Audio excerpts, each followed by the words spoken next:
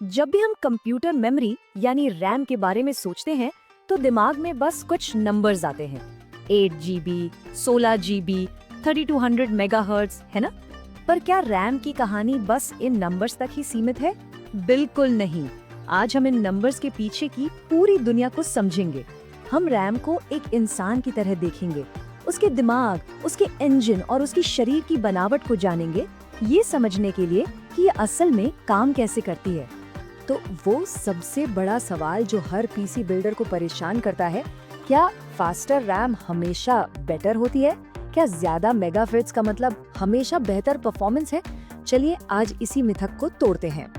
इसे ऐसे समझते हैं, फ्रीक्वेंसी मतलब बैंडविड्थ एक हाईवे की चौड़ाई की तरह है। हाईवे जितना चौड़ा उतनी ज्यादा गाड़ियां यानी डेटा एक साथ गुजर सकता है। दूसरी तरफ है लेटेंसी, जो उस हाईवे की स्पीड लिमिट की तरह है।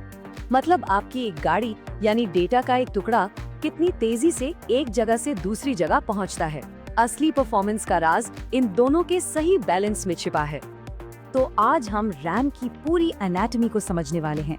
शुरुआत करेंगे उसके दिमाग से, फिर उसके इंजन की बात करेंगे, उसके शरीर की इंजीनियरिंग को देखेंगे, उसकी भाषा को समझेंगे और आखिर में नजर डालेंगे उसके भविष्य पर। तैयार है? चलिए शुरू करते हैं।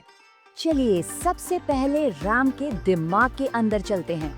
देखते हैं कि कैसे अरबों खरबों छोटे छोटे स्विच मिलकर हमारे पसंदीदा गेम को पावर देते हैं।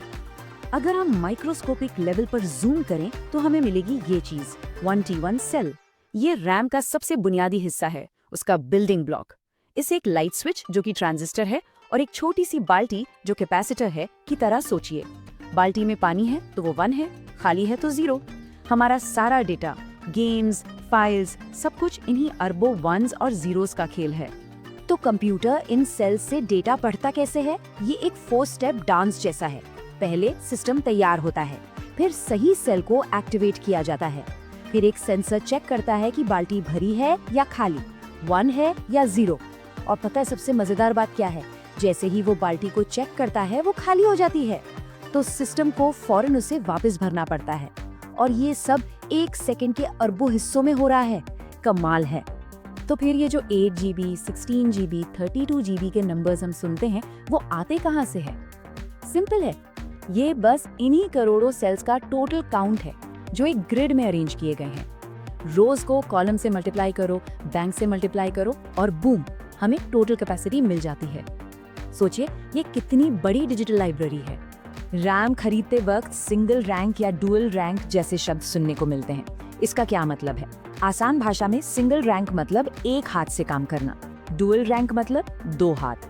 भले ही सीपीयू एक बार में एक ही हाथ पर फोकस कर सकता है, लेकिन 2 हाथ होने का मतलब है कि वो एक काम से दूसरे काम पर बहुत जल्दी स्विच कर सकता है। और इसका एक जबरदस्त फायदा है, और वो फायदा है रैंक इंटरलीविंग। ये रैम की मल्टीटास्किंग सुपर पावर है। मतलब जब एक रैंक बिजी है तो मेमोरी कंट्रोलर बेकार नहीं बैठता, वो फौरन दूसरे रैंक को कमांड भेज देता है। कोई वेटिंग टाइम नहीं।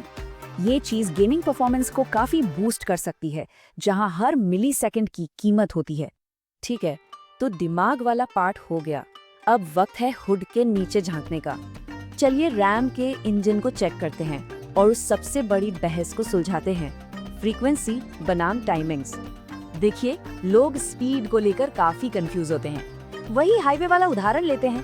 फ्रीक्वेंसी है हाईवे की चौड़ाई मतलब बैंडविड्थ, और टाइमिंग्स वो है लेटेंसी यानी रिस्पांस टाइम।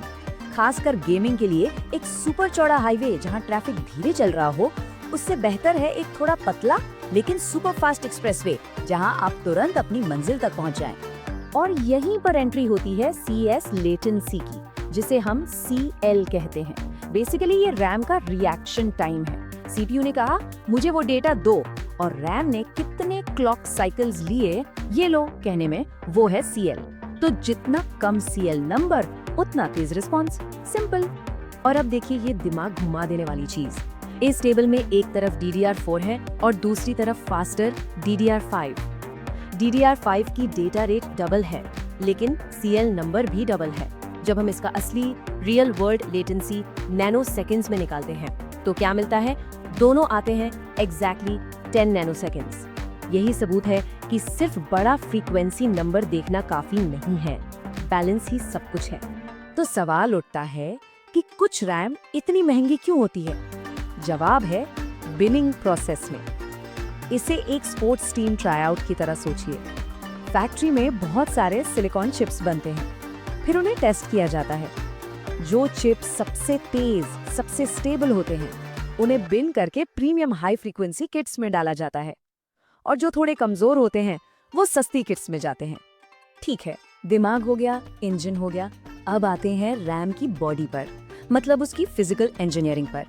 ये सब इस बारे में है कि कैसे अरबों सिग्नल्स को बिना किसी प्रॉब्लम के एक जगह से दूसरी जगह पहुंचाया जाए। कभी अपने मदरबोर्ड या रैम स्टिक को गौर से देखा है? उस पर ऐसी अजीब सांप जैसी टेढ़ी मेढ़ी लाइंस दिखती हैं। देख के लगता है जैसे डिजाइनर ने पता नहीं क्या सोच के बनाया है। लेकिन इन लाइंस के पीछे एक शानदार इंजीनियरिंग प्रिंसिपल छिपा है। इसे कहते हैं ट्रेस लेंथ मैचिंग। सोचो कि 64 रनर्स हैं एक रेस में, और रोल ये है कि सबको फिनिश लाइन एग्जैक्टली एक ही टाइम पर क्रॉस करनी है, नैनो सेकेंड तक। अब कुछ रनर्स का रास्ता छोटा है, कुछ का लंबा। तो इंजीनियर्स क्या करते हैं? जिनका रास्ता छोटा है उन्हें ये सांप जैसा घुमावदार रास्ता देते हैं, ताकि सबकी रेस की लंबाई बराबर हो जाए। और ये सब हाथ से नहीं होता। डिजाइनर्स इन कॉम्प्लेक्स प्रॉब्लम्स को सॉल्व करने के लिए कैडेंस जैसे हाईटेक सॉफ्टवेयर का इस्तेमाल करते हैं।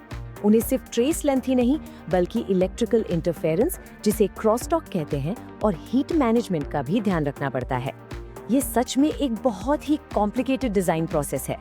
तो रैम का दिमाग है, इंजन है, बॉडी है, लेकिन ये कंप्यूटर के बाकी पार्ट्स से कम्युनिकेट कैसे करती है? उसकी लैंग्वेज क्या है? चलिए देखते हैं। ये सब होता है इस छोटी सी चिप की वजह से, जिसे कहते हैं SPD, यानी सीरियल प्रेजेंस डिटेक्ट। इसे रैम का आइडेंटिटी कार्ड समझ लो। जब आप रैम को सिस्टम में लगाते हैं तो बायोस इस चिप को पढ़ता है। चिप बताती है, हेलो, मैं 16 GB 6400 मेगाहर्ट्ज की स्टिक हूँ, ये मेरी टाइमिंग्स है। और कंप्यूटर ऑटोमेटिकली सब कुछ सेट कर लेता है। Plug and play. DDR5 के साथ एक और बड़ा बदलाव आया है। पहले पावर मैनेजमेंट सर्किट यानी PMIC मदरबोर्ड पर होता था, अब उसे उठाकर सीधे रैम मॉड्यूल पर ही डाल दिया गया है। इसका फायदा, हर रैम स्टिक को अपनी पावर पर बेहतर कंट्रोल मिलता है। ये ज्यादा एफिशिएंट है और हाई स्पीड्स के लिए स्टेबिलिटी बढ़ाता है। ठीक है, अब हम आखिरी सेक्शन पर आते हैं। थोड़ा भविष्य में झांकते हैं और देखते हैं कि रैम टेक्नोलॉजी आगे किस दिशा में जा रही है, चैलेंजेस क्या हैं और उन्हें आगे कैसे सॉल्व किया जाएगा। तो आज हमने क्या सीखा? चलिए रिकैप करते हैं। पहली बात, सिर्फ फ्रीक्वेंसी का नंबर मत देखो, ट्रू लेटेंसी, फ्रीक्वेंसी और टाइमिंग्स का बैलेंस है।